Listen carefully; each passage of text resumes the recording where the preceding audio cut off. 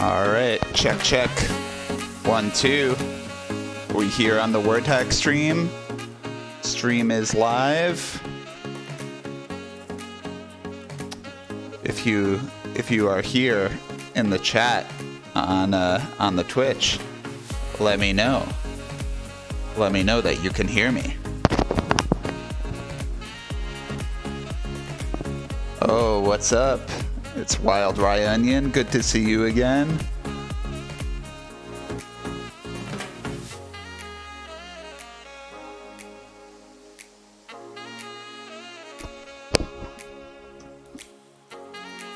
Oh yeah, got our classic saxophone track here.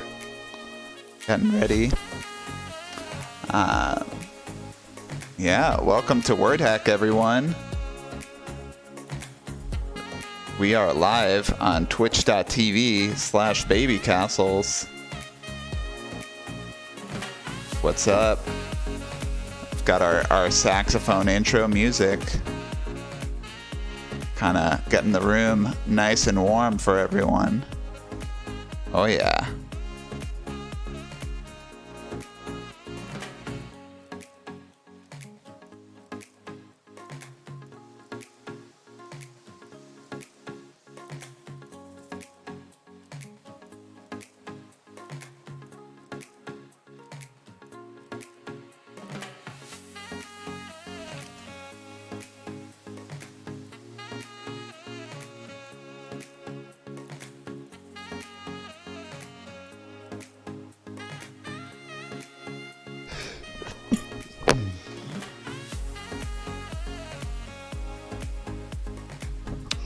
Oh yeah, welcome. Come on in, everyone on Twitch.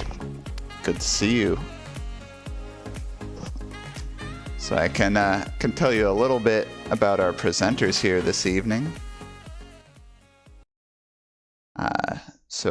This evening we're going to be joined. You can see him scrolling on the bottom below me. We've got Rena, Mosteirin, we've got Andy Wallace, Galen, Macdonald, and Hyperlink Press for you this evening on WordHack. And before I even launch into introducing our presenters, I should tell you a little bit about the show that you're at. So WordHack is a monthly show here at Baby Castles, or the Baby Castles live stream, run by me. I'm your host, Todd Anderson. I've been running this show for a little over 7 years now.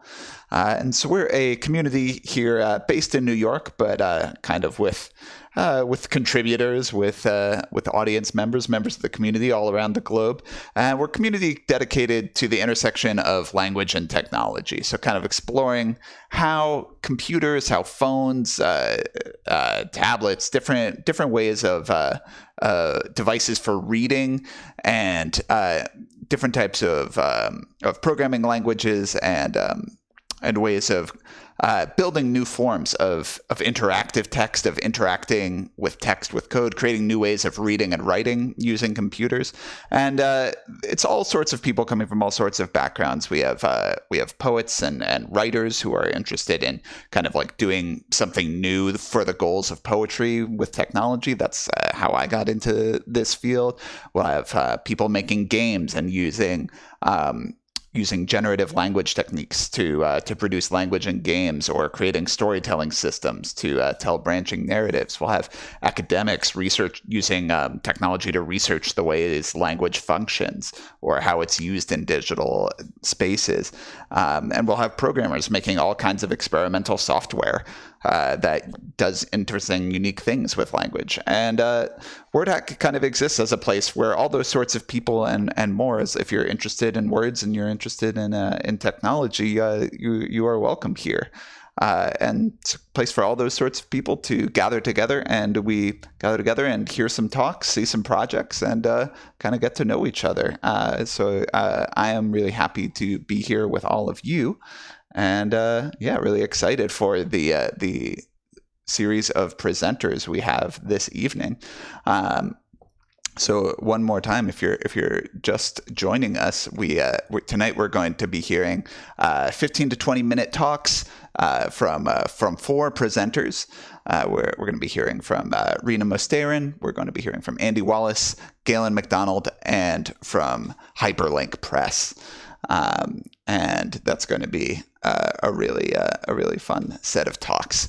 And yeah, again, I'm Todd Anderson, and before we launch into our featured presenters, typically at the top of the show here for WordHack, we have a tradition called the open projector. So the open projector comes from my background as a poet in New York City and not knowing anyone, and it's very important to me early in my career to be able to show up at a venue, not have to know anyone, and be able to just put my name on a piece of paper and be able to present my little 3-minute poem to an audience of strangers. And eventually, after you've showed some strangers your poem or read some strangers your poem, some of those strangers become friends. Some of those strangers become enemies. Some of those strangers become never-ending critics of you. But it turns strangers into people who have a relationship to you through your work. And this open projector we have at WordHack tries to fill that same sort of function in art and technology spaces, where it's usually a little harder to show your work. There's a little more difficulty to have the tech involved, but we're typically pretty good at that here. However, this evening, we do not have anyone on the open projector, but that is okay. We have 4 presenters. We often have 3 at WordHack, but we've got a nice full show of 4. So we will not be lacking on content for you this evening. But if you would be interested in showing a project at a WordHack open projector, it's a good destination also for either a big project you just put out, but it's a great spot for like small and medium-sized projects that aren't going to have their own big self-contained event or their own self-contained reading. But if you made a little project and want a place to show it to a group of people, open projector is a great place to do that. So keep an eye out on that. Keep an eye out for that. As in future WordHacks, we're on the 3rd Thursday of every month, so you can join us then. So I guess without further ado, I'm going to launch us right into the featured presenters. I guess before I do, there's one more ado I have for you, and that's to get warmed up. We'll practice a little bit here. We'll do like a primal scream when we're meeting in the Baby Castle's basement all together to get the crowd going. But here, I'm going to replace my primal scream with an exciting YouTube applause video.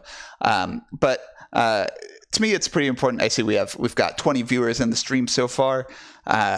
And it's important to me that the presenters who are sincerely presenting their work here for you this evening, that they get a sense that people are here and people are watching. I see Nick Mofo knows what's going on with the ah-ha-ha-has.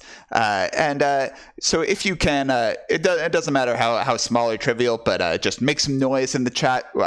Clap when you hear something. If someone says something you're really vibing with, drop some snaps.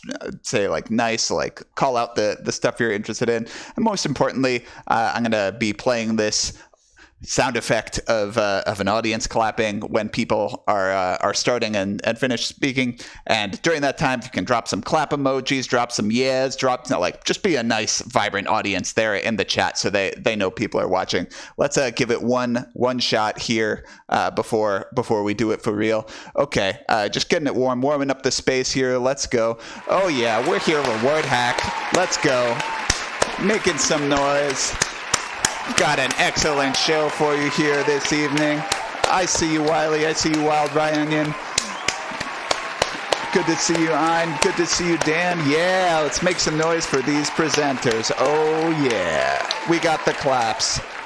Fantastic. Oh, man. So great to have a live audience here for an online event. Great to have you. All right, let's keep that energy going for our first presenter here, who is Galen Macdonald. Galen is a really excellent kinetic and sound sculptor and poet, makes really thoughtful works doing with physical objects and with nature. I know him through our work on the School for Poetic Computation together, and I believe he has a very pleasant outdoor experience planned for us. So please let's give a warm welcome here in the chat for Galen Macdonald. Hello. Hi, WordHack. It's your first weather permitting live stream. Let me just set myself up here for y'all. Hoping you can see my screen. Think you can. Hi. My name's Galen Macdonald. I'm really excited to be presenting. I have a lot of affection for this community. And I'm going to start with a introduction and land acknowledgement, and then I'm going to introduce you to my backyard. So my name's Galen Macdonald. I was born and raised on the unceded territories of the Massachusetts First Nation, as well as the Mashpee and Aquinnah Wampanoag, which are now known as Boston and coastal Massachusetts. And I live now in Takaranto, in Toronto. Toronto is the traditional territory of the Mississaugas of the Credit, the Anishinaabe, the Haudenosaunee, the Chippewa, and Huron, and Indigenous people from across Turtle Island call Toronto home today. So I'm very grateful for my ability to live and learn on this land. This is an experiment. I've done it once before. I encourage everyone, wherever you are, to just have a little experience of, like, just think about the land outside, right outside of your house, the sidewalk, the raccoon, whatever it is that you can sort of picture for yourself in your mind. That's a good starting place. I also want to say some thank yous. I need to thank Roundtable Residency, which is a residency that I just finished up that gave me some space to work on this. And I also need to thank my excellent camera person, Ellie Marshall. There's the peace sign. Ellie, can you show them the rig? This is my basket. It has my computer in it. And this is my scanner. So I'm going to just talk to you a little bit and make some images. Thanks for coming. There's a way to solve a maze by touch. It can't hurt to remember this just in case. Put out one arm and touch the nearest wall. Then move forward, keeping contact with that wall. And eventually, you'll find an exit. My backyard is a maze like this. A single volume, 2 walls leading from entrance to exit.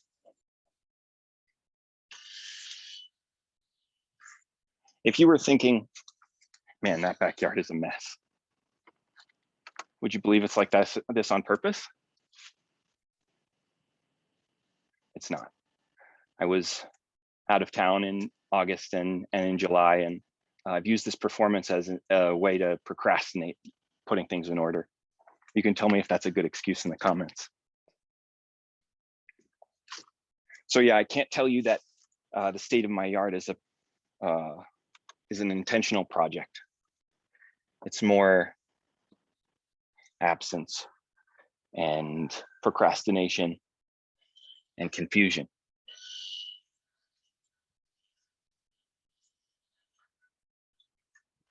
I can tell you it's changed a little bit, but in the late summer, the whole backyard was strewn with apples. We have a very big apple tree in our backyard. And the story with each apple is the same. So a squirrel goes up in the tree, takes a single bite of it, and then throws it on the ground. And then a swarm of hornets come and they hollow it out into just a nasty husk. The smell is terrible. They basically turn into apple cider alcohol in the backyard. I tried one of these apples once before the squirrels and hornets got to them. They're completely disgusting.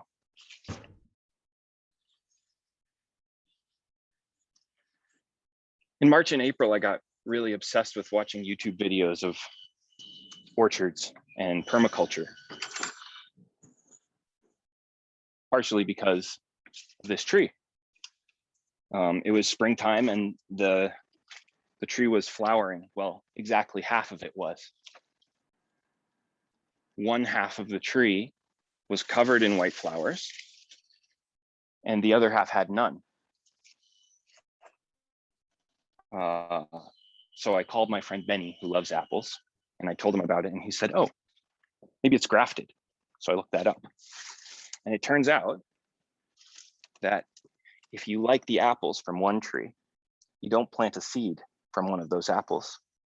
You cut a branch off of that tree, and then you cut a branch off of a new tree, and you attach the branch from the tree that you like to the new tree, and it grows the same apples.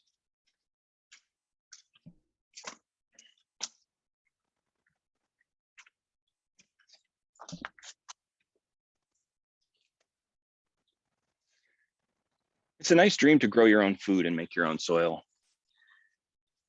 I found out the soil in my backyard is very clay heavy, and also that my home is almost directly over Garrison Creek, which was buried into a culvert.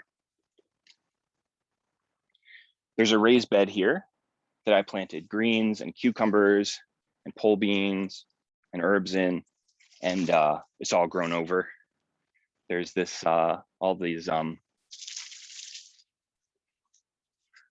these dead sunflowers, like a big crashing wave over the top of the raised bed. You can call these sunflowers volunteers, which is when you don't plant something and it grows, but you like where it is. This is the part where I get covered in burrs.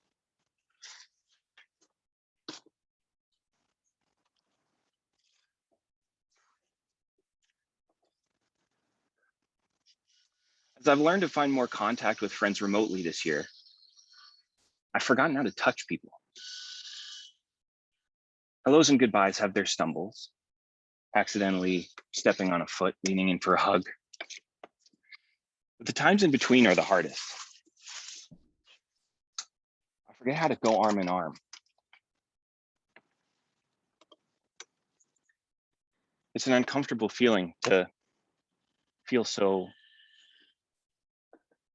intangible in the presence of my friends.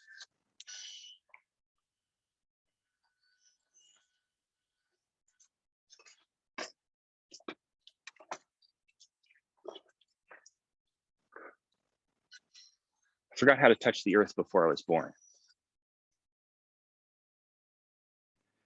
I learned how to bury my hands in soil, even how to leave a seed. I learned how to accept the cold breathlessness of a winter swim.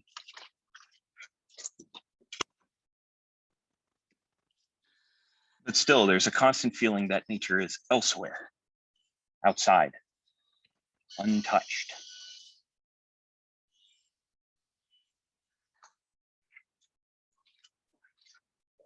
There's this whole cultural lineage in white American and white Canadian culture of monumental God's glory nature. It runs through Henry David Thoreau and Ralph Waldo Emerson, runs through John Muir and Ansel Adams. And I recognize these myths with their delights and their horrors in me. Ansel Adams took stunning, majestic photos at Yosemite National Park and in the High Sierra,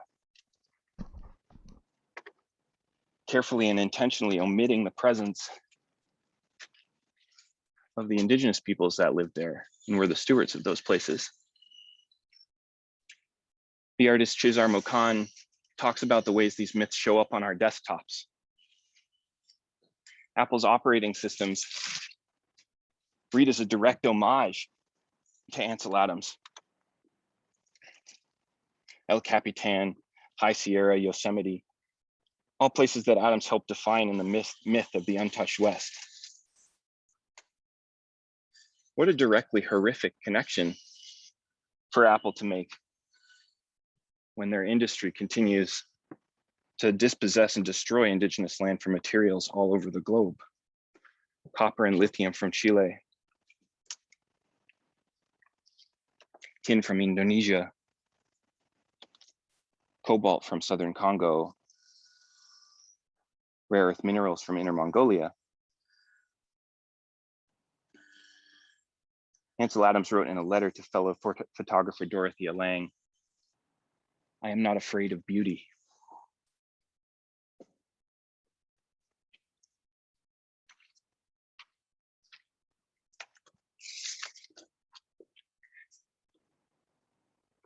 Two stories of the American ornithologist John James Audubon, famous for his life-size portraits of hundreds of varieties of birds.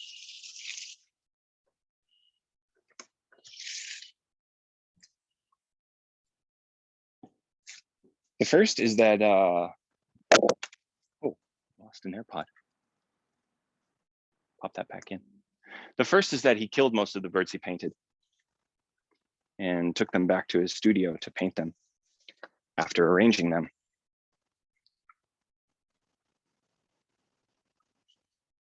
In fact, he killed birds pretty indiscriminately and then figured out which ones were worth painting later. The second story is that in 1812, rats ate John Audubon's entire collection of paintings and he almost gave up painting entirely. I wonder if he would have given up shooting birds.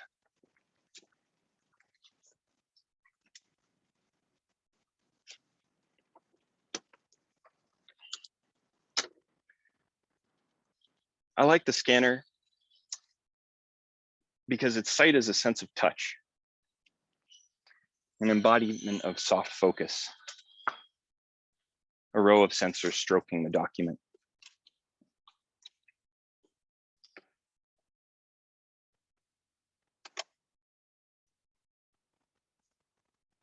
It's a high fidelity near proximity, a needing to have, a having to know. Bringing the scanner to the world is trying to need to love. It's trying to know to fear.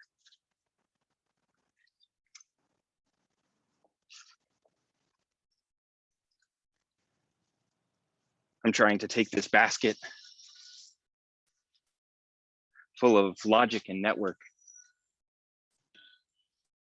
and fill it with darkness and artifact, trying to fill it with bugs, trying to turn it into a basket full of something akin to leaves,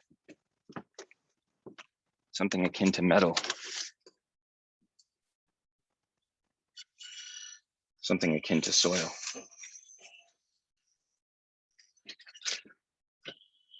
Trying to fill it with something akin to friends.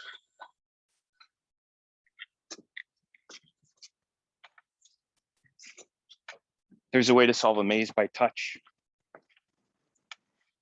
Can't hurt to remember this, just in case.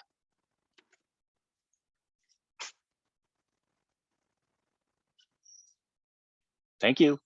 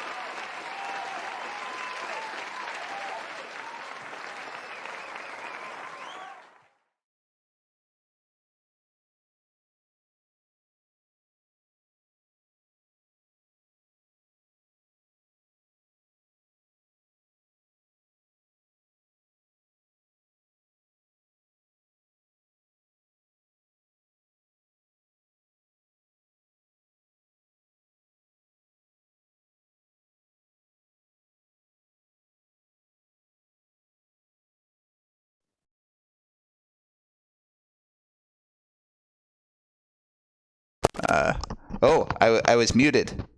Oh, thank you. Thank you for the presenters on the video call telling me that I was muted, and people in the chat. As A Parish notes, this is a classic WordHack bit. I like to pull it out in every show. I was.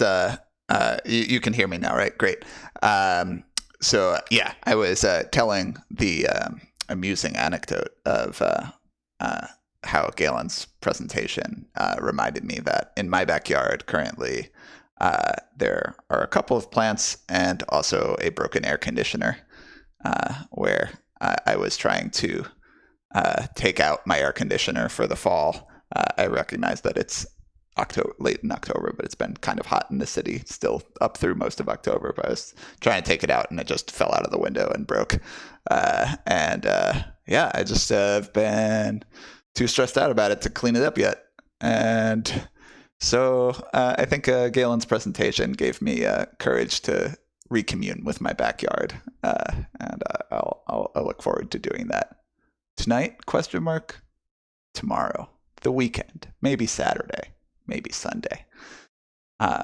Really appreciate that presentation, Galen. Some really lovely thoughts and lovely images. But that brings us very nicely into our next presenters, who are Hyperlink Press. So Hyperlink Press is a really exciting group of zine publishers who publish zines kind of inspired by early 2000s internet aesthetic, and especially by queer diaspora spaces online. They have a range of really exciting publications you can check out at hyperlinkpress.com. And so there's a larger collective of 5, but tonight we're going to be hearing from Tae-hee Hwang and Jong Lee. So please give it up for Tae-hee and Jong and Hyperlink Press. Hi, Todd. Thanks for having us. I'm Tae-hee. And I'm John. Yeah, so we'll be showing our quick presentation. Hope it's not too boring. Yeah, okay, give us 1 second. Boom. So that's three out of 5 of us. The left is Jong, and the center is Minsu, who's based in Massachusetts. And the far on the right is me, Tae Hwang, and there on the unpictured member are Chris, who is also based in New York with us, and Megan, who is based in New York at the moment. So there are total 5. Oh, the Seoul. Sorry. Oh my God. Seoul at the moment. I'm like, oh my God, I wish Megan was here. It would be great. So yeah, there are 5 of us, and we've been doing zine since 2018 December. We first showed our stuff at Texan Fair at SFPC actually, and since then we've been showing our zine. But I think around 2020 we were supposed to do more zine physical zine fair more actively, but then pandemic happened, and kind of naturally a lot of our publication thrive a bit more online, and our audience are based a lot of, I think it's the idea of our inspiration that we take from since it is about queer online spaces. I think that kind of worked well for us in a way. So maybe we can talk about web scenes that we got inspiration from back in South Korea. So we both grew up in South Korea when we were younger, and I think we can start from our we can share our source of inspiration and our main project, LB City, remembering LB City actually.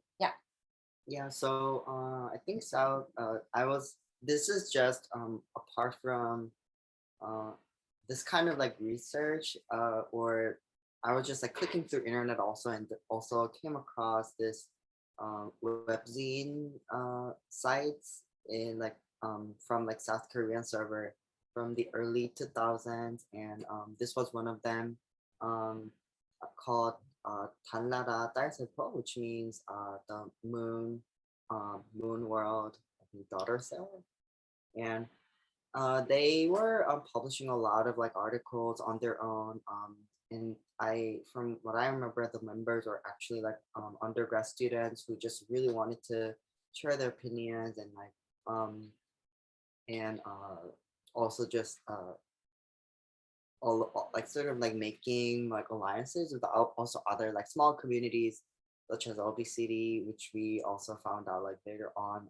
We were just like revisiting this website and like found little banners on the bottom, the blue banner LB City, which also inspired a lot.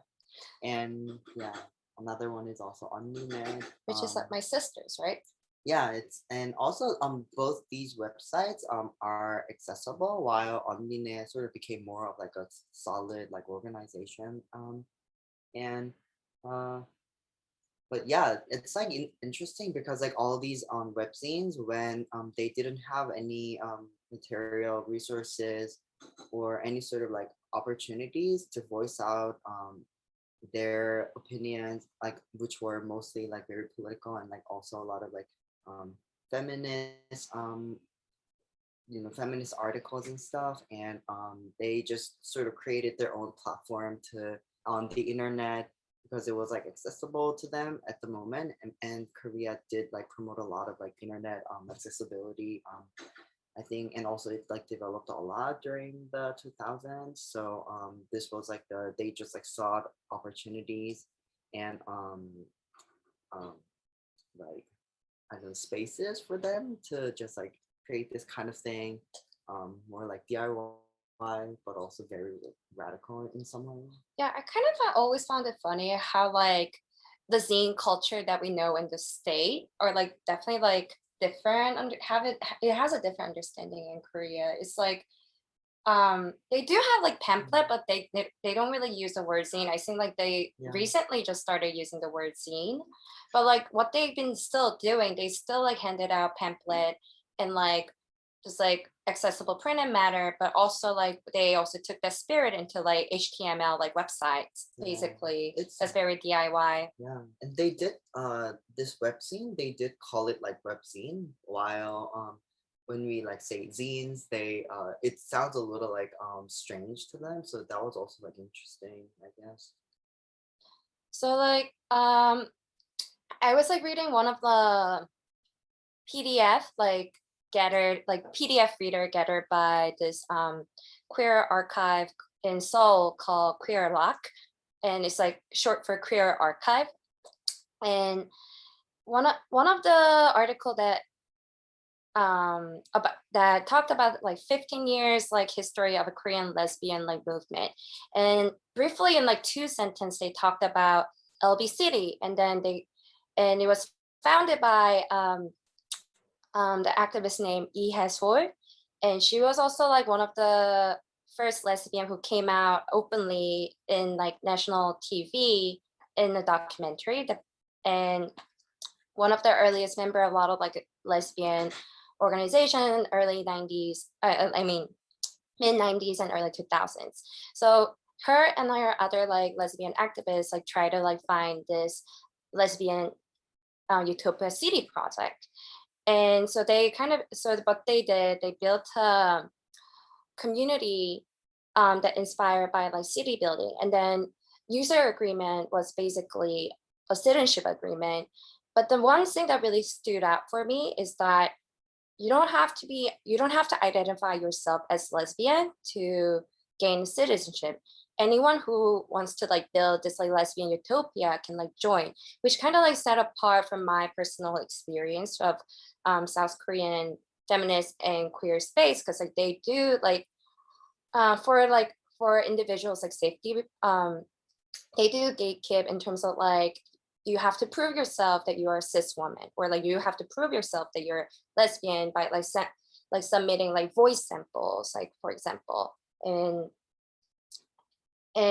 so like I felt like, wow, this happened in 2000 and that's pretty radical. And so like I would like use Wayback Machine to like look around and try to poke around what like whatever remaining is still there, which is like actually pretty lucky, because like some of the lesbian like website, they actually just like shut it down, completely deleted without being archived, because there's like a lot of like controversy in terms of like leaking privacy of the individual member, basically. But in this case, there's still like somewhat like remaining of like, so like one of the menu page is like somewhat resembling like a town hall. Oh, oops. And there are like still some of like the blog or like people like who's looking for like dating profile or like, hey, this is my like current life story and like just wanted to talk. But like they're like library where they're supposed to share like translated or just like a scanned document of like queer history. And like some of there was like a one part that's like broadcast station where they're like kind of like hop on as like a podcast basically.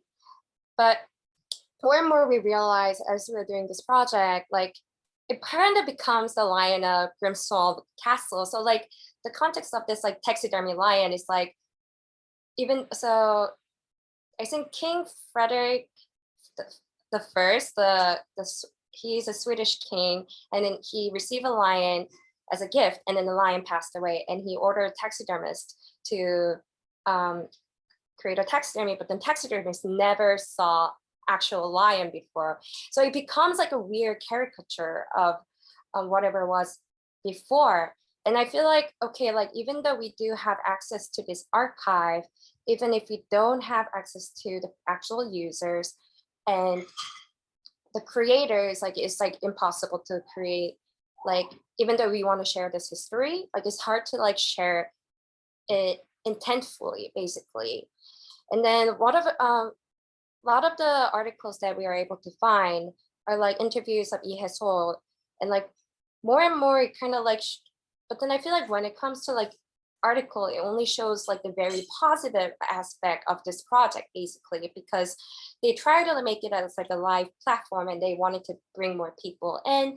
And so like we don't exactly know what happened and why they disbanded after 3 years, like after, like other than maybe there's like a financial tension.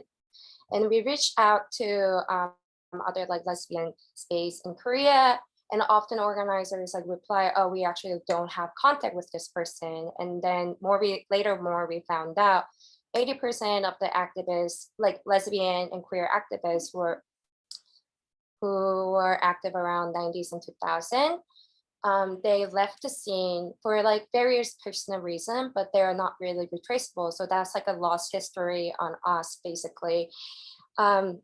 So the first volume of the zine, the Remembering LBCD Volume 1, it's just kind of acknowledging, okay, I might have to like weave and collage this like fragment of things to, and also trying to tie in the aesthetic that I remember from the early 2000s to like imagine what this website would have been like, what kind of story was it, did it share and such. So this is the first volume of the Remembering LBCD.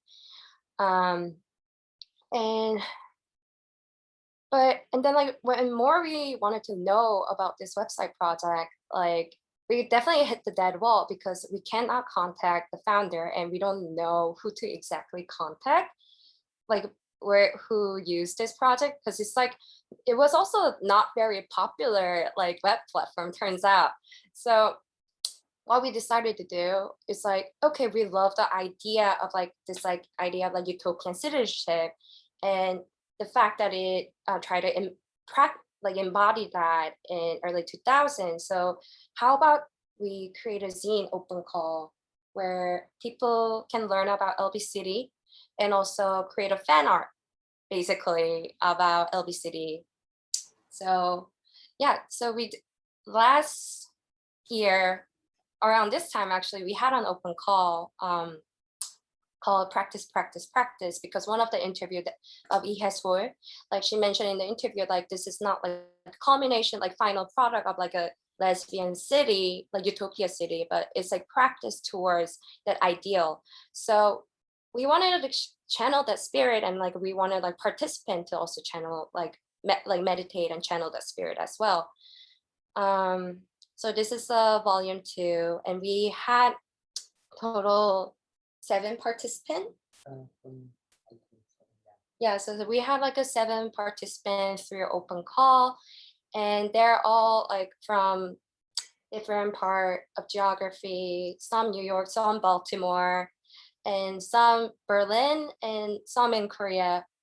So what we decided to do, it kind of came up as like a random opportunity. Oh yeah, these are just some of the pages. Like this one is like more of a take on like Psy World, which is like Yeah, it was like Korean MySpace, very different. It was more like avatar based, while and also like very certain. They did have like a very certain template, but still, yeah, pretty much Korean MySpace. so there's a retake of like the old like Korean like platform, social media platform, and also like revisiting of like queer internet term, and like also like more creative writing about their like childhood time in South Korea as a queer child, basically. So we wanted to share this story as like as an exhibition, and the opportunity came very randomly, and we were like, okay, like if we just say like we're having a show about lesbian, I feel like it might have been too standoffish to like general Korean public. So what we decided to do is like, what if we like set up like a classroom, and since it's the show title and like the zine title is practice, practice, practice, like a classroom, how do we like learn from each other about how to live as a community, basically. So this is like one of the few like exhibition like view, and these are some on the table are our zine and like our like participants like work. And like on the video, one of the participants, she's fabulous. Her ID is a fabulous woman, and she's a YouTuber, and she like kind of like reenacts a lot of like old like South Korean lesbian community like tropes, basically. So yeah, and like oftentimes we had a visitor who come in thinking it's like a children like school like show, and then they will read like our like statement, for example, and they were like, lesbian, transgender, and like get really perplexed and like slowly leave the space.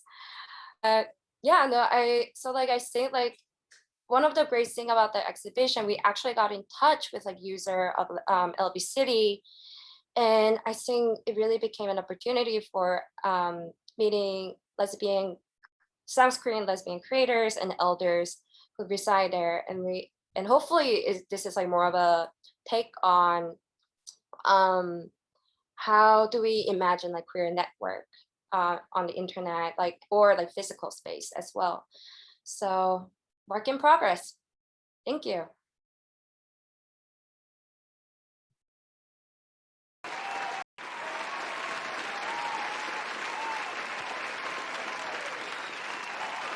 Todd, you're on mute again. Oh, they caught it early. All right. Thank you, Taehi. Thank you, Jong. That was Hyperlink Press, everyone. Give it up. All right. Thank you so much.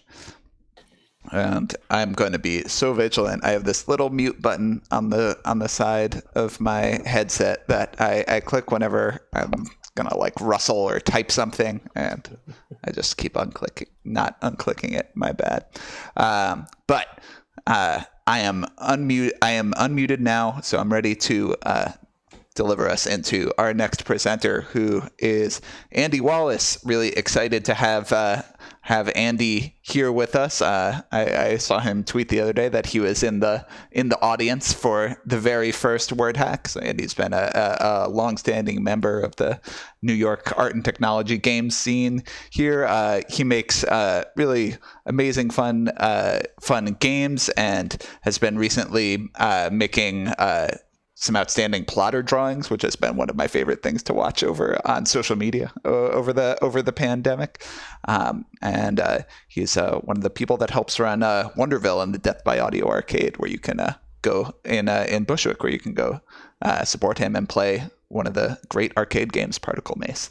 I can't stop saying enough good things about Andy. Really excited to hear what he has to talk about with us this evening. Please give it up for Andy Wallace. Ooh, all right. Thank you so much, Todd. That was, I couldn't ask for a better intro. That was killer. Yeah, so hi, I'm Andy Wallace. I am here talking about a game I'm working on called Skirmish Society. And here is a like vaguely war-themed slide style, because trying to pick presentation styles stresses me out, and this game does not document well.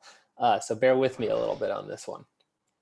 Okay, so the game I'm talking about, Skirmish Society, if you go to the website, this is what you'd see.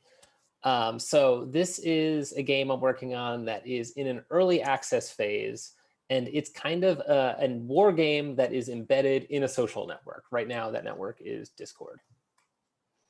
So yeah, what it is it's a game that draws heavy inspiration from a game called Diplomacy. It is embedded in a Discord server, and you play by actually sending your moves to a chatbot each turn. And it's really slow. Each turn is a full day, and an entire game lasts a little over a week. So between all those things, it's really hard to like get video of it because it doesn't move. It stays the same way for 24 hours, or even like take a good screenshot of it because it exists across multiple apps. And even a lot of the interaction that happens in the game is done in secret.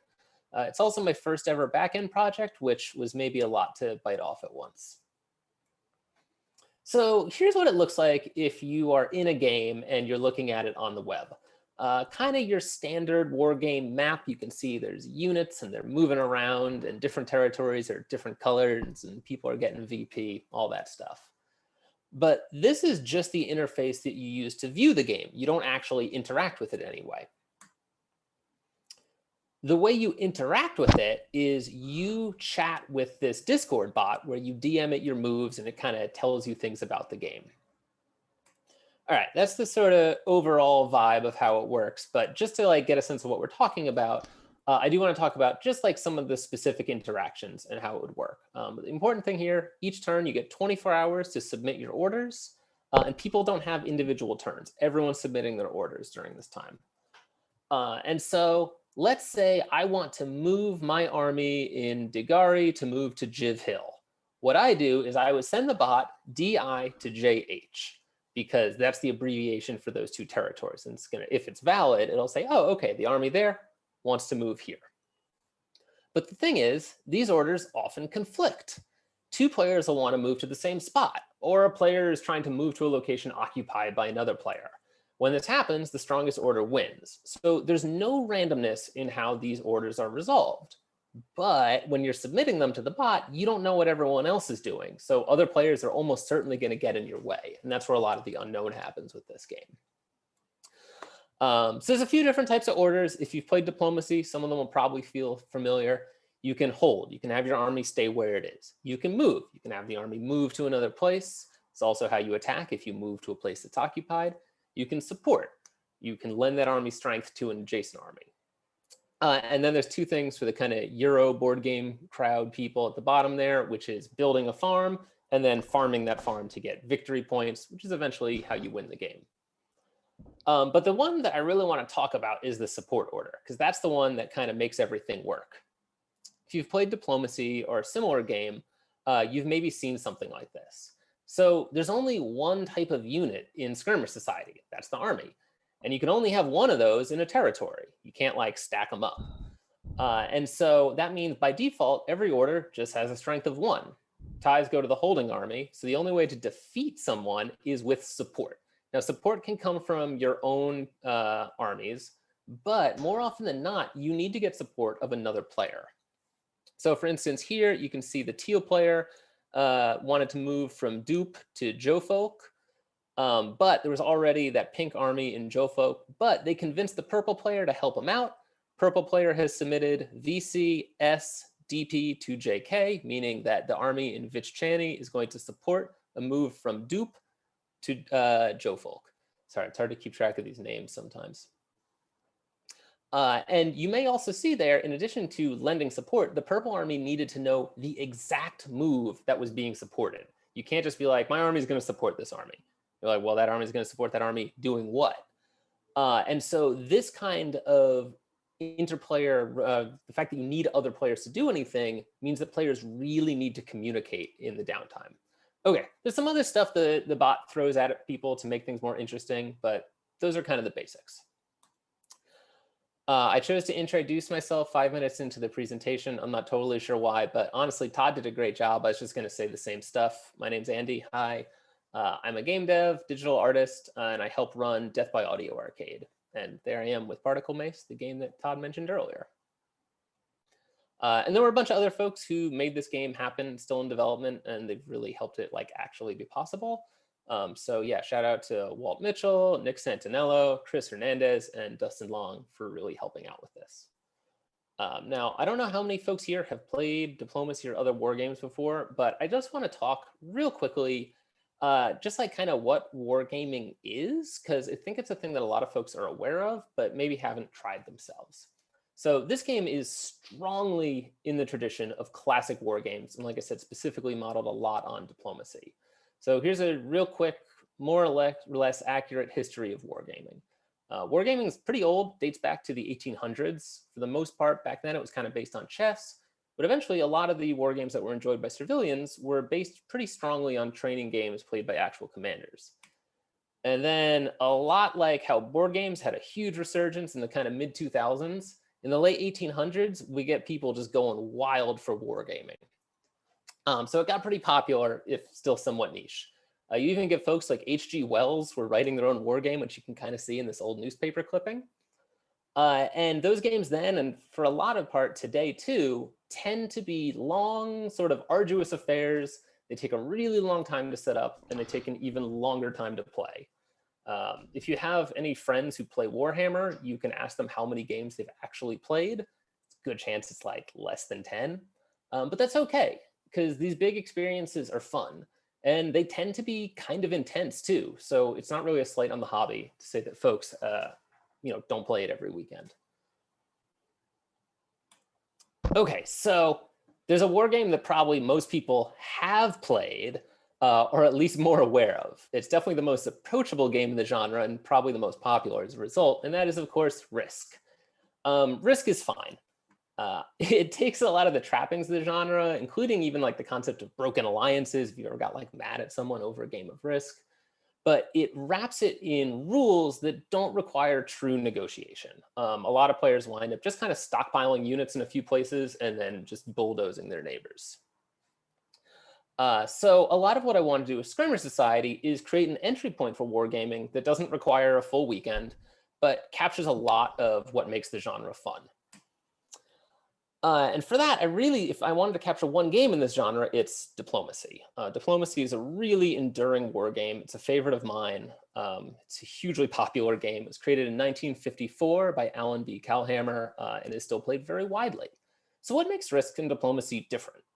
First of all, Diplomacy is a lot longer. We're kind of back to like H.G. Wells sitting on his floor. Turns can take 30 minutes or more. Full game can easily last 12 hours. So, it's kind of a lot.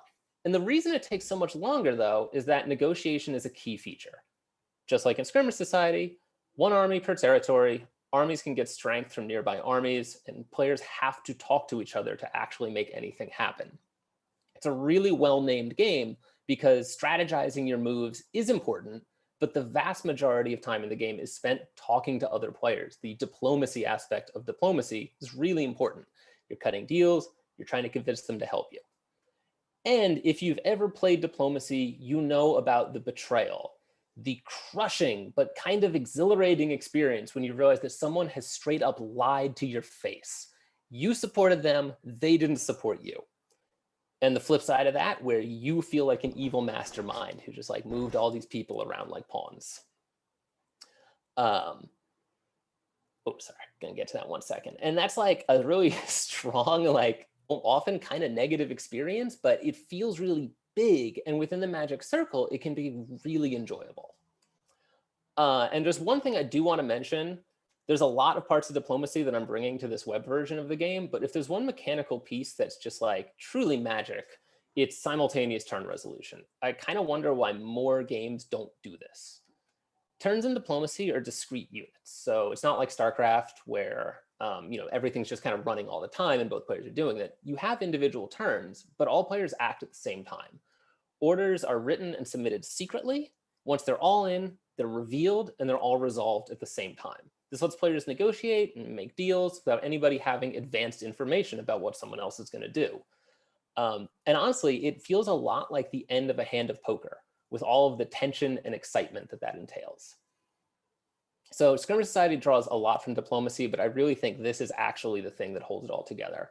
And side note, if you're a game designer, you should try making a game that works like this. It's a lot of fun, and not that many folks are doing it, so people will think you invented it. I do want to point out, I'm not the only person who's trying to bring some of these classic wargaming experiences to the modern audience or with modern tech. There's actually a bunch of them. One I specifically want to call out is Subterfuge by Ron Carmel and Noel Lapis. It's a really standout game, which I cannot recommend enough. Okay, so history lesson over. You can go to www.wikipedia.com to learn more about this exciting topic. So yeah, okay, that's what I'm coming from. That's what I'm trying to bring here. And so when I was trying to make, or when I started to make Skirmish Society, I had a few goals for what I wanted players to be able to get out of it. I wanted something that was approachable. In a lot of ways, this is sort of my first war game. And this is actually borne out by the feedback I take at the end of the game, where I'd say about 50% of the players have never played any war game before, but they like this one enough to at least stick around for the survey. I wanted players to have enough time. Being able to talk with other people and needing that kind of communication just straight up requires time. In a sit-down game of diplomacy, you just take a half hour right there, but people have lives and things that they have to do. So I went a little bit more in a chess or diplomacy by mail route. People have 24 hours. You can sort of strategize whenever works for you in that time and to however much you want. But I wanted to keep the brutality. Being betrayed is like really awful, but in the right context, also sort of fun. And of course, you can be that monster for someone else. And it's a fundamentally social game, so it has a lot of built-in drama. We like to build narratives. And so when there's sort of social interaction that even exists outside of the game board, it makes it really easy for people to build narratives around it. All right, so that's what I had going into this. Back in 2019, I wrote my first prototype for this. It didn't look great. Thank you, Chris Hernandez, for making the whole board look a lot better. But after about a month, I tested it out on the Death by Audio Arcade Slack. There were only 5 players, and to say they got into it was an understatement. I was doing 3 turn resolutions a day, which is absolutely bonkers because they still had to talk with each other and plan things. And I actually asked everyone what I should do because Thanksgiving was going to happen during the game. And I was like, oh, when should I pause it for Thanksgiving? And all 5 of them were just like, no family, no life. We're just doing Skirmish Society. It's called Diplomacy at the time. And before he started doing art for the game, Chris Hernandez actually sent me this picture of him puzzling out orders while he was out at a bar. This was back when you could still do that. So yeah, I was like, okay, cool. There's something exciting here. Like people are into this. This was also when I got my first peek at some impassioned DMs after the game wrapped. If you wind up playing this game, please get permission from everyone you're DMing. But if you have it, please send me these DMs. I live for these. So it's really cool seeing what people are sort of doing behind the scenes on these games. Sweet. So I'm feeling relatively good about the game. I knew it has to be in a social network. I started with Slack just as kind of a test, but I had a feeling that I did want to take it to Discord, if only because the pandemic happened and I went from being on 0 Discords to being on 20. But there's a few things I get out of being on Discord. One, it just straight up saves me work. I don't have to write a chat app because Discord already has a chat app. But there's a lot of other cool things that happen when a game like this is not a separate app, but is embedded in a social network where people already are. For one thing, people have a built-in community. This is a game that supports up to 20 players, and I think it's a lot easier to get players to hop into a game you want to play if it's already in their Discord. If you're already on the Discord, it's so easy to join a game like this. It doesn't require people to download and get used to a new app. Something you can kind of do passively, which is important for a game that plays out really slowly. The other fun thing is that Discords have their own culture. Sometimes that culture is really toxic, but when it's good, it's, it feels fun and cool. And that's something we see in this game. There's obvious stuff like people starting to post reaction GIFs when a really juicy turn resolution is about to happen. But you even get more unique things. So this is a player in a recent game at Wonderville, or on the Wonderville Discord, sorry, that started writing these kind of daily slice of life scenes based on each turn resolution. And I was really digging that vibe that like people were getting into it even just on the Discord. And so I started trying to introduce elements to the game that would cause more conversation and in a lot of cases role play in the actual Discord channel. So it wasn't just people like sending bot orders, but people kind of embodying what's going on and talking about the game. So one of those things was I introduced these voting events where all the players can vote on who should get a specific power or penalty for a single turn. And the votes have to be out in the open. So, there's a little bit of stirring the pot, but also people get a chance to like talk about who should get this, what should we do here? And for the same reason, I introduced a feature where players can DM the bot to broadcast a message to the whole channel. And this is where things started getting more fun because I realized that I'd been thinking about myself as designing a strategy game, but actually that was sort of only half my job. The other half was being a reality TV producer. The more I can just like start shit and stir the pot, the more interesting the game becomes. Partially because games like this can provide a safe space for people to be like boisterous and conniving and have a sort of intense social interaction that would just super not be okay outside of the magic circle of a game like this. And around the same time, it became obvious that the bot was not just an interface, but was like kind of a character in the game. And so I leaned into that pretty hard. So the bot gives everyone updates, like things that are just important for the game, but people would wind up like sort of talking with the bot anyway. So I actually ditched the usual Discord thing of using an exclamation point followed by a command to give a bot command. And instead, players just tag the bot as if you are talking to a person. So you say @Skirmish Commissioner, then whatever it is you want to do. And this really helps, I think, people sort of hop in and start playing with it as if this is a character in a game, and it lets them role play a little bit more easily as well.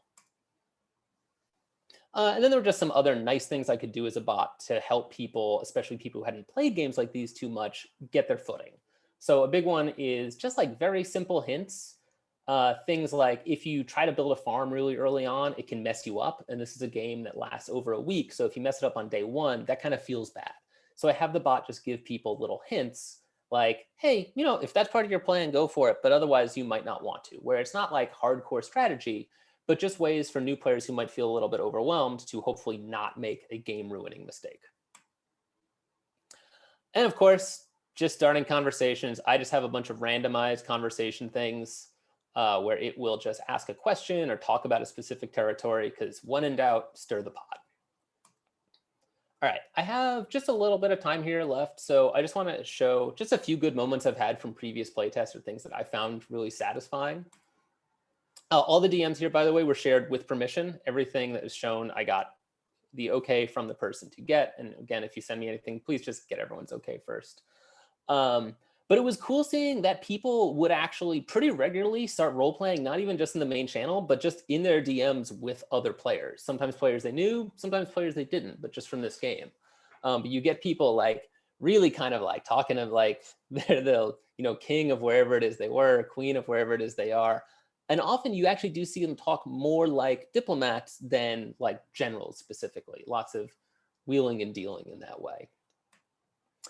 There was some wild stuff that happened in one game where you can change your player color and suddenly a ton of players in one game, I think like 3 or 4 players, all suddenly without saying anything in the channel, change their color to be the same thing. And everyone else just had to be like, I guess there's a new alliance here.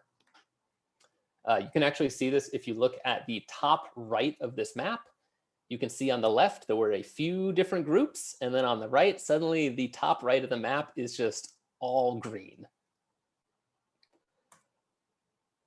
You get some classic stuff, like you get the people who are already in power, jockeying for power. There's a lot of cases where whoever is currently winning will suddenly start pointing out to everybody like, yeah, I know I look bad, but we got to start paying attention to this person. In this case, this person, by the way, was 100% right. So I know this is strange coming from the current point leader, but Holy Wow has this on a 2-turn clock, currently 2-turn, next turn +5, blah, blah, blah. People start doing a lot of math on how much VP they can win, and they do it the most when they're already in the lead and someone else might surpass them. But you even get things like the person who is writing those sort of slice of life moments started doing eulogies for other players because the builder got knocked out, asked for a eulogy. And so John wrote this like very nice thing about his fictitious nation that wound up kind of becoming a thing for the rest of that game. Okay, I'm almost at 20 minutes, so I'm gonna bounce out really, but yeah, you can play this now. It is in early access. Thank you so much for Walt Mitchell, especially for getting me over the hump to make that possible. I'm selling it for $5 right now. Eventually, it's probably gonna be more, but that gets you a key that a whole Discord can play, so it's up to 20 people. Yeah, if you check it out, rad. If you really wanna play and money is an issue for you, you can send me a DM or email after WordHack, and yeah, we'll figure it out. It is still very much in development, so if something breaks, let me know. I'll do my best to fix it. Yeah, thank you so much to Todd and WordHack and Baby Castles for having me. It's really exciting to speak here.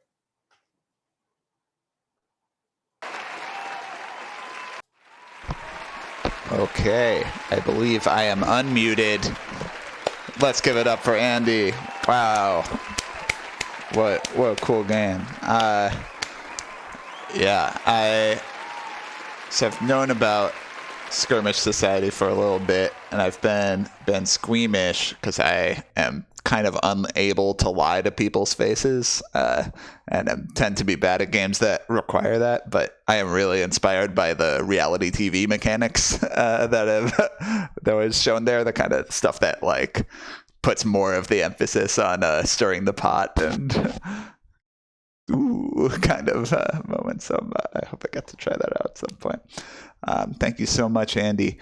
All right, so I have let me cue up another audio clip here on YouTube. That's right, it's time for a little soothing saxophone, which means we've entered the Baby Castles advertisement zone.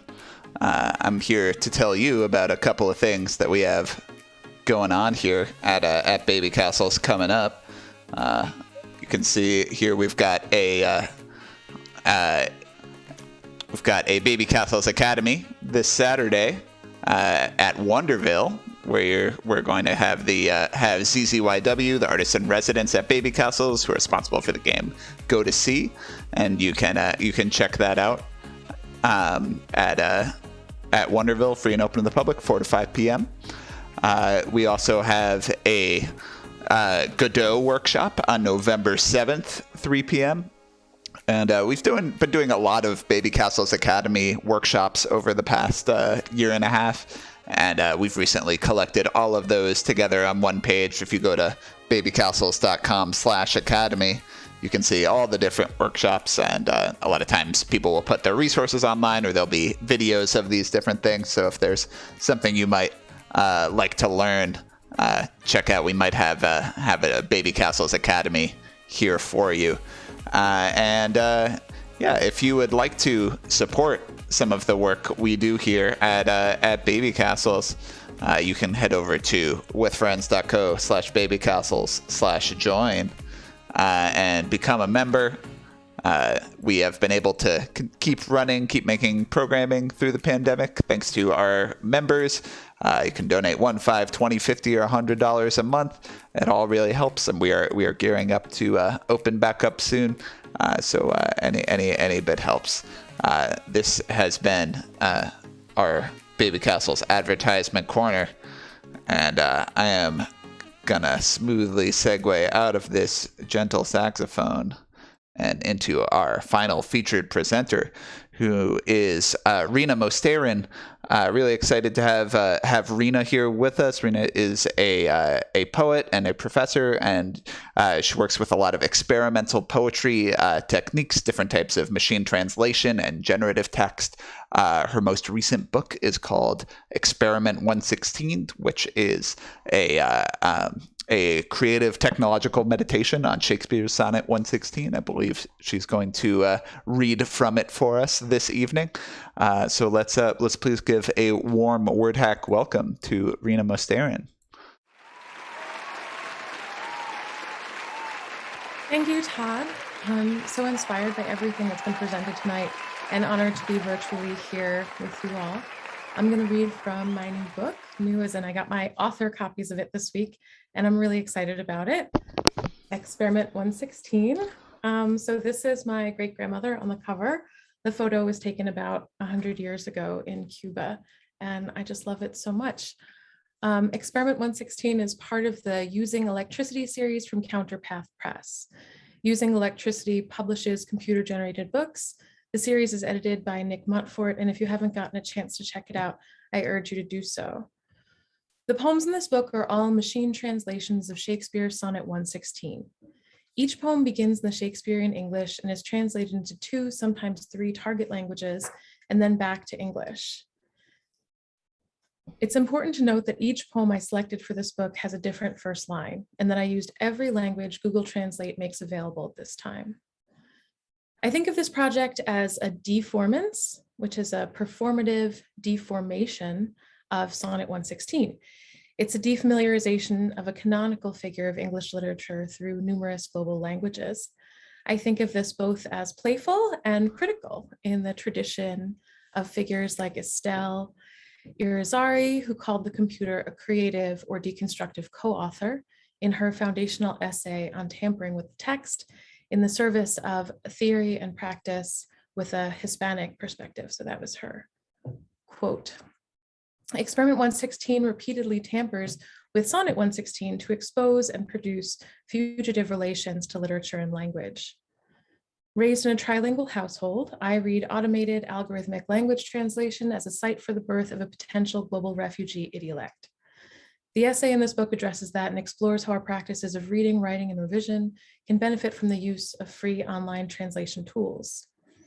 In this way, I present an argument for the poetic possibilities of many different global Englishes. This book is meant to be both creative and instructive. What I do in the book can be done by anyone, regardless of their programming knowledge or technological savvy. It's a digital project, and it's also personal as I reflect on my own early language formation. It's also important to note that the experiment I did is not exactly reproducible because Google no longer allows infinite translations. My goal here is to imagine translation errors and variants as a bridge between languages, striking unintentional emotional chords and producing the most authentic artistic depictions of life as codified by the multilingual reader. As a teacher, I'm always thinking about ways to get my students excited about revision. I ask them to take a poem they wish to revise, perhaps a poem that needs more exciting language or some weirdness that just isn't there yet, to put the poem through a few target languages in Google Translate and see what comes back in English. In this exercise, they're encouraged to pick languages that mean something to them and to pick languages that don't. When students do this exercise, they're often surprised by the way their own sentiments come back. Sometimes it's a clear echo, other times it's distorted in such a way that makes them want to adapt the distortions to fit their poem. So I'll start by reading Sonnet 116, and then I'll go into my machine translated variations, the poetry that comprises most of this work. And just thank you so much for having me read here tonight. It's really been wonderful hearing from everyone. So this is Sonnet 116. Let me not to the marriage of true minds admit impediments. Love is not love which alters when it alteration finds or bends with the remover to remove. Oh no, it is an ever fixed mark that looks on tempests and is never shaken. It is the star to every wandering bark, whose worth's unknown, although his height be taken. Love's not time's fool, though rosy lips and cheeks within his bending sickle's compass come. Love alters not with his brief hours and weeks, but bears it out even to the edge of doom. If this be error and upon me proved, I never writ, nor no man ever loved. So the way the poems in the book are titled is the target languages, basically. So started in the Shakespearean English, went to these languages, back to modern English. So this one is German to Kurdish. Let me go to the right spirits to get married. Stop it. For love does not love whenever changing, or keep it off for the transfer.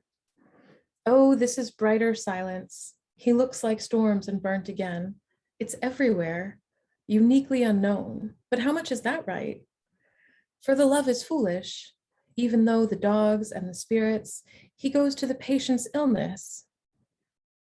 Evolution has not changed shortly for hours and weeks, but it is because it's dirty.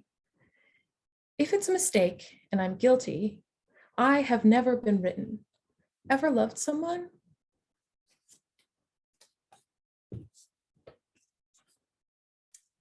Maori to Latin.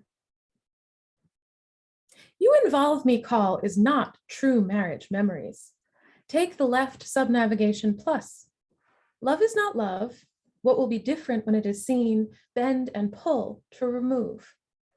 Oh, the permanent sign, the face of weather or of open, however, this they learn, all the hills were the star.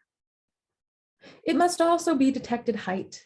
Love is stupid, that is without cause and lip, there is no cover and explosive. Self is nothing short weeks to hours, but it has the purpose of the sentence.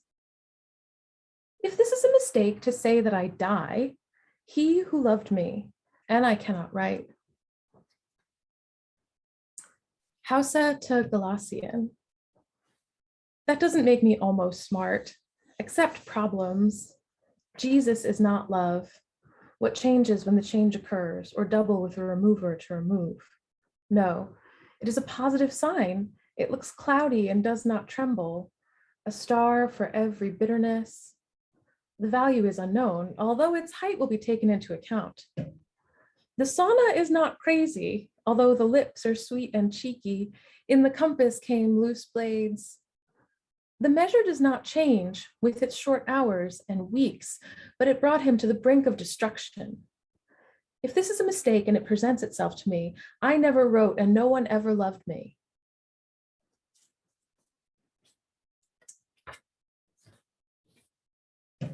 Korean to Irish.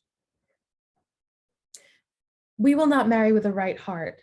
Acknowledge your disability. Love is not love that changes when change is discovered, or bend it with a remover to remove. No, it is always a constant signal. He sees the storm and does not shake.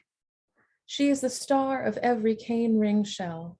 Its height is unacceptable, but no one knows its merit.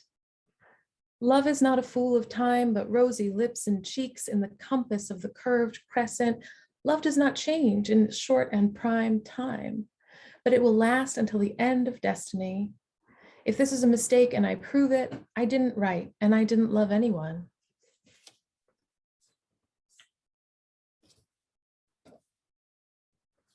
Serbian to Vietnamese.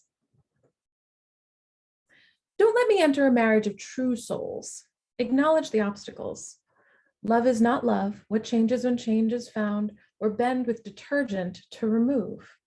Oh no, it is always a permanent imprint. It looks like a storm and never shakes. It is a star for every shell of a stick whose value is unknown, although its height is taken. Love is not a deception of time. Even with rosy lips and cheeks inside his bent compass, love does not change with its short hour and week, but it persisted to the end of ruin. If this is a mistake and if I deliver, I have never written, nor do anyone like it. Hindi to Yoruba. Let me love you. Add hiccups. Love is not love, which changes when we see this change, or type with subtraction. Oh, this is a sign that is marked forever. He looks at the temples and does not move. It is the star of every moving tree, the value of which is unknown, although its height is taken. The moment of love is not foolish, although the lips and cheeks are thick. Within the compass, it is repaired. Do not fall in love with your short time and weeks, but he endured it to the point of destruction. If it is wrong and will show me, I do not write, nor do we love any man at all.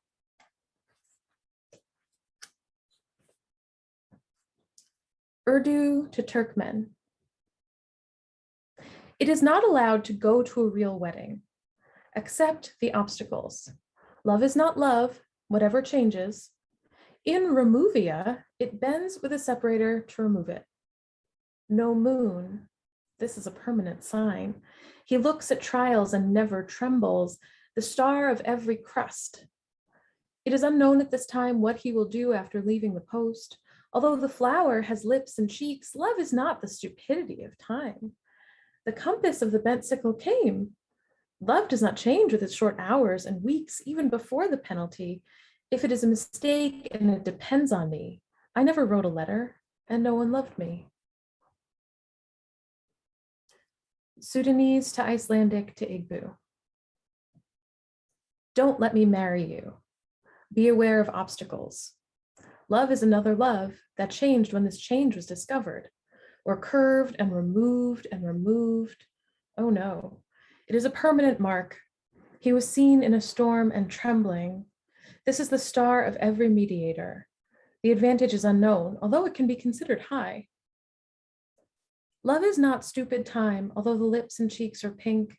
On compass, knife, harvest, twists and turns.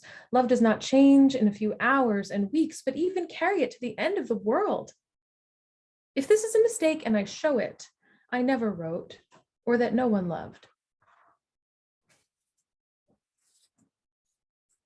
So I'll read two more. This one is Czech to Kazakh to Marathi. I will not be allowed to marry with a true heart. Acknowledge obstacles. Love is not love. What happens when he recognizes change or bend with an eraser? But no, it is still a strong brand. He looks at the storm and he never trembles. He is the star of every wand shell, the value of which is not known, must be taken. Even with pink lips and cheeks, love is not the folly of time.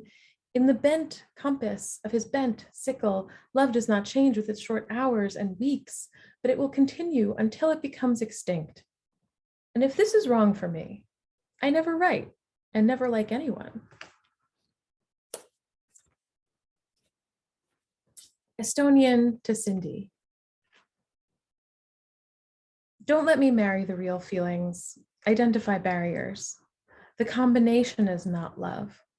What does change if one finds the change or pulls the knife to remove? Oh no, this is a permanent sign. It looks at storms and never stops. It's a star for every star, the value of which is unknown, though its length is taken into account. Love is not the fool of time, though the pink lips and cats, his pose comes with a standing court. Love does not change with these days, hours, and weeks, but it also brings them to death. If it is a mistake and I am justified, I never wrote or loved anyone. Thank you.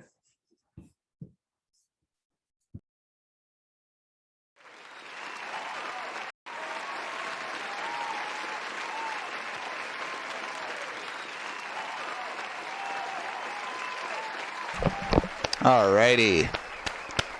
Thank you so much, Rena Mosteirin. Some really wonderful translations and compilations there. And shout out to A Parish 42 for posting the original text in chat. That was fun to read along with it line by line. All right, everyone, we did a show. We had a word hack. Remover to detergent, remover to eraser.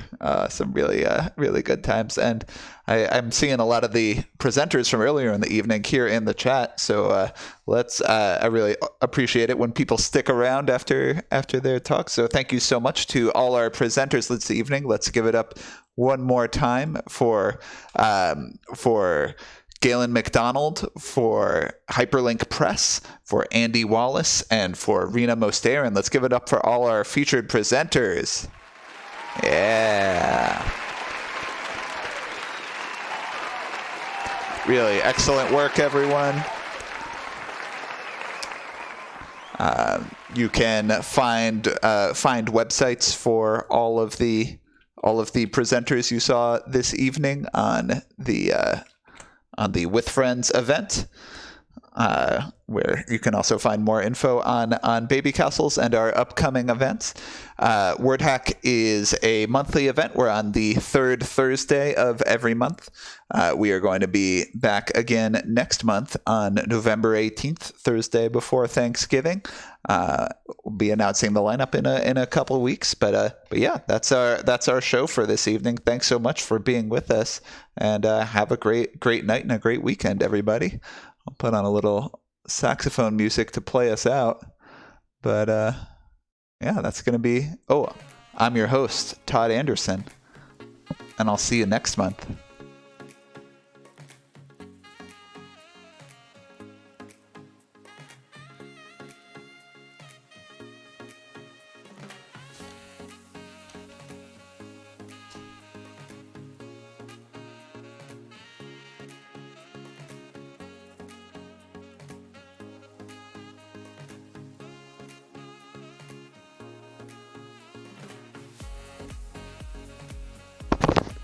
I'm realizing this would be a great time if there was like a guy with a really low voice who was smoothly telling you about our sponsors and other things WordHack was doing, but it's just me.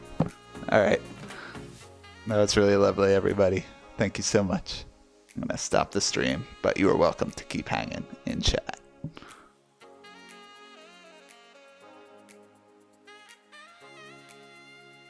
Well, thank you so much, Ein. Please come back again.